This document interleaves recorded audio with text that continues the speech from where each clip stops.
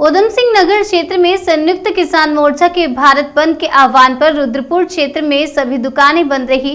व्यापार मंडल द्वारा भी इस भारत बंद को समर्थन दिया गया था, जिसमें क्षेत्र में हर प्रकार की दुकानें पूरी तरह से बंद रही। इस भारत बंद को सफल माना जा रहा है। पुलिस प्रशासन और किसान लगातार बाजार में घूमकर खुली दुकानों को बंद करने के लिए प्रार्थना कर रहे हैं। इस मौके पर असंगठित कामगार कांग्रेस के प्रदेश अध्यक्ष सीपी शर्मा ने कहा कि इस भारत बंद में हमें किसान, मजदूर, व्यापारी सभी वर्गों का सहयोग मिल रहा है। हम उन सभी का धन्यवाद करते हैं जिन्होंने हमारे साथ मिलकर भारत बंद को सफल बनाया। वहीं एक्स एमएलए तरविंदर सिंह मारवाह ने कहा कि किसान पुत्र होने के नाते जो भी किसान नेताओं द्वारा निर्णय लिया जाएगा, हम उनका पुरजोर समर्थन करेंगे और कहा कि जब तक तीनों बिल वापस नहीं हो जाते तब तक हम किसानों के साथ हैं और आगे भी साथ रहेंगे। अगर किसानों की मांग जल्द से जल्द पूरी नहीं की जाती है तो भारी आंदोलन के लिए बाध्य होंगे। वहीं किसान नेता साहिब सिंह विर्क ने कहा कि अगर सरकार यह तीनों काले कृषि कानूनों को वापस नहीं लेती है और जल्दी सरकार किसानों के हित के लिए कोई ठोस कदम नहीं उठाती है तो वह अगली बार आत्मदाह कर लेंगे। तो जानना चाहेंगे, आज जो भारत बंद का आह्वान किया है, इसमें आप क्या कहना चाहते हैं? देखिए, संयुक्त किसान मोर्चे के आह्वान पर आज पूरा भारत बंद है। अभी दिल्ली, पंजाब, हरियाणा सब सड़कें भी जाम की हुई हैं।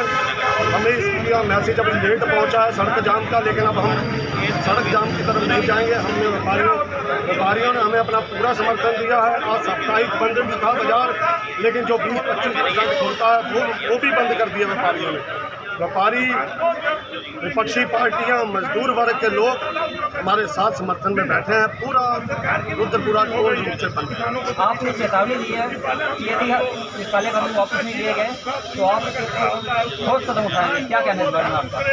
देखिए, वैसे भी ये हिटलरशाही सरकार किसानों को मारने का ही काम कर रही है, तो जब मरना ही है तो कुछ ऐसा करके जाए कि जो किसानों के सरकारों के किसान कान खुले।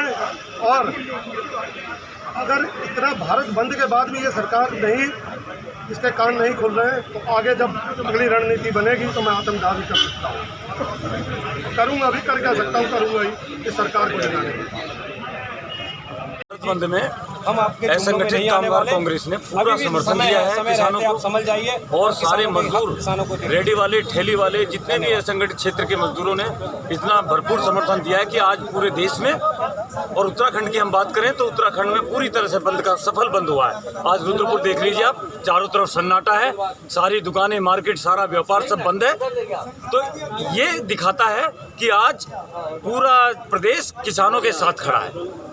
इसमें इसका मतलब ये है कि हर व्यक्ति पीड़ित है, बस वो बोल नहीं पा रहा किन्हीं कारणों से, तो किसानों ने उसकी अगवानी की है। किसानों के पीछे पीछे पूरा देश खड़ा है। और आज की स्थिति ये है कि ये इनके लिए अगर बाहर जाते हैं, अभी मोदी जी को देखिए, अमेरिका में जाके तो गांधी जी याद आते हैं, और जब हिंदुस्तान में आते हैं तो इनको गोडसे याद आते हैं। तो ये इनकी कौन सी नीति है? मैं ये पूछना चाहता हूँ कि गांधी जी आपको विदेशों में क्यों याद आते हैं? अपने देश में गांधी जी ने जो हमें पाठ पढ़ाया, इस देश को सिखाया, इस देश को रास्ता दिखाया, उस पे चलने में क्या आपको दिक्कत आती है, क्या परेशानी आती है? मैं यही पूछना चाहता हूँ कि ये दोहरी नीति आपकी नहीं चलेगी। देश को ठगने का काम बंद कीजिए, किसानों पर अत्याचार बंद कीजिए, मजदूरों का शोषण बंद कीजिए, और इस देश की जो बिक्री, सेल ऑफ इंडिया आपने लगा रखी है, इसको रोक दीजिए, क्योंकि आपको किसी ने अधिकार नहीं दिया देश को बेचने का। आपको चुनाव में जिता के लोगों ने आपको देश चलाने के लिए सरकार दी थी, ना कि देश को बेचने के लिए आपको सरकार दी थी। आपको काम कुछ दिया गया था और आप करने कुछ लग गए। तो मैं यही कहना चाहता हूँ, स्टॉप कर दीजिए। अब आपका समय नहीं बचा।